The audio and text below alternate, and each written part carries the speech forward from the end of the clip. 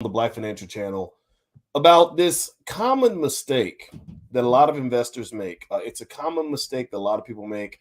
It's very simple, but here's the thing: making this mistake will cause you tremendous, tremendous, tremendous economic pain. So I'm going to reveal what that is and explain to you why you don't want to do this, and so many people do it anyway. And we're going to talk about how you can also make money in this stock market. So get comfortable, buckle up your seatbelt. We're going to get started on the Black Financial Channel right now.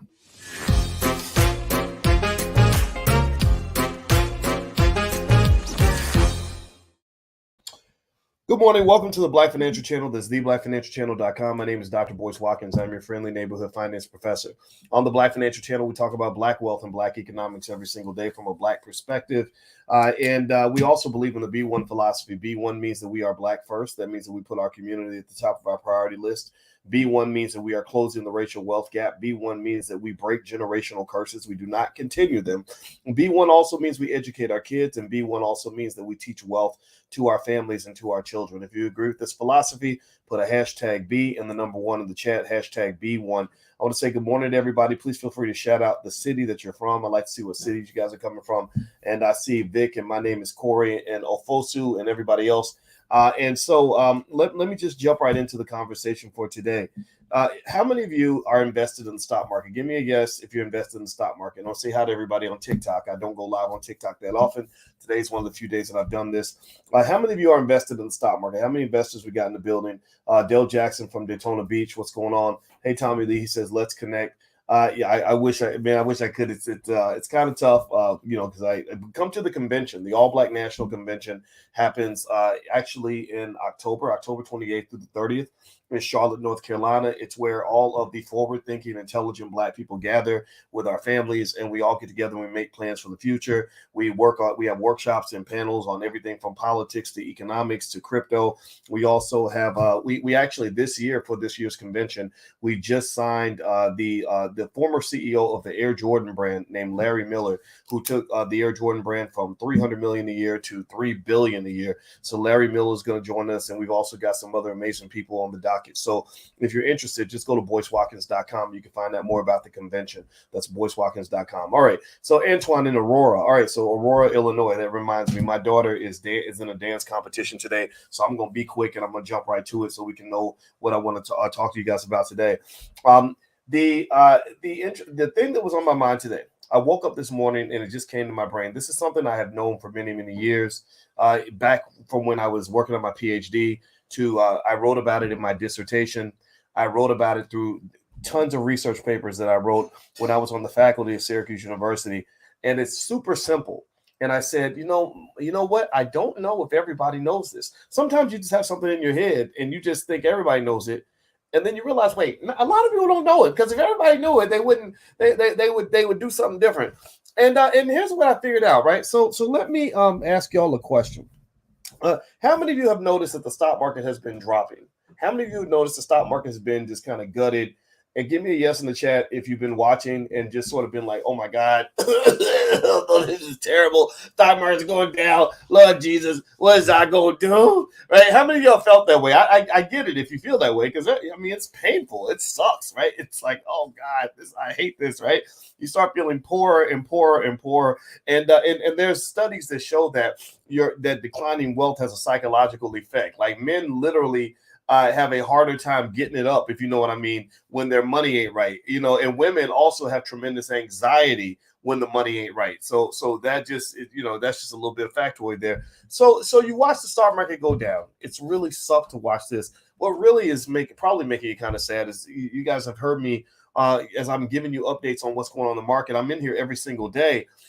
You've heard me tell you that there are indicators to say that it won't get better anytime soon. That there's nothing out there saying like, oh, we got sunny days on the horizon.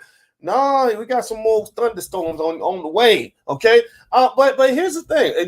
And so here's the culmination. The first 6 months of this year have been the worst first half of the year since 1970. Now, to give you an indicator of 1970, let me give you some stats. Stats on the year 1970. Let's see here. How they have those things where they always tell you like what's the what was the cost of bread and stuff like that. Let me see. Let me see if I can find anything. Well, first of all, the total population of the U.S. Is this right? Oh, the world population in 1970 was half of what it is now. I'm sure the price of bread was like 1/20th of what it is right now. The price of gas was maybe 20 cents, 30 cents a gallon. Minimum wage was probably $1, 20, right? So Richard Nixon was president, right? So we've had the worst first half of the year since 1970. Is that bad or is that good? Is that bad or is that good? Because I want you to understand something. When that happens, and the data shows this, whenever the market starts dropping, black people start selling like crazy. Black people start dumping all their stocks. White people do it too. I'm not saying that they're immune from making mistakes, but I'm talking about our people. We sell our stuff. We like, oh, gotta get away from the stock market. Oh Lord Jesus, gotta go because it's going down. It's going down. And here's the thing, though. I want to ask you this question. When you want to go to the mall and buy clothes, do you want the prices to be higher or do you want them to be lower? Answer me in the chat. Everybody give me an answer in the chat. Do you want the prices to be hiked up or do you want the prices to be down?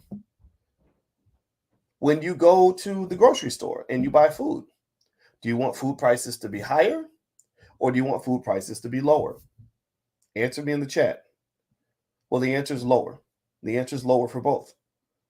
And if the price of food or the price of clothes or the price of cars is lower, are you more likely to buy or less likely to buy? Answer me in the chat. We're doing a basic 1 + 1 = 2 exercise, right? We're using logic here.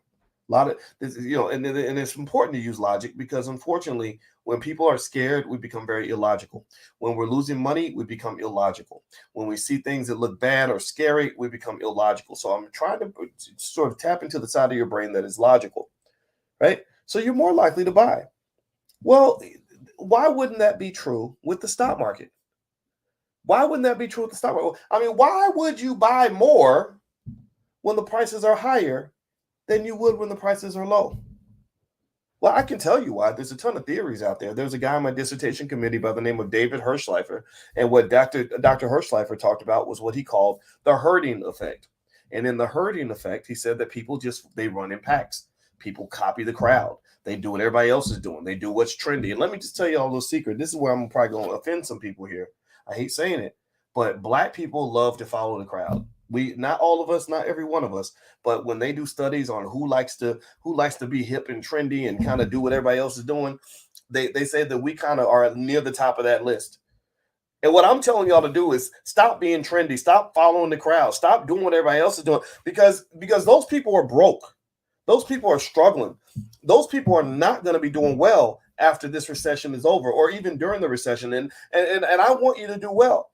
I want you to flip the narrative. I want you to have a different set of outcomes. I want you breaking generational curses. I don't want you continuing the same messed up crap that got you to where you are right now. I don't want you to continue doing what Grandma Lois did and what Uncle Willie did, because some of what they did when it came to investing wasn't quite right. And I don't blame them. They didn't have access to the information that you and I have. Right. I learned all this from reading tons of research papers and studying the stock market over the last 120 years. And one thing I can tell you with complete certainty is that anybody who has been a heavy buyer of stocks during the downturn has always done well long term as an investor.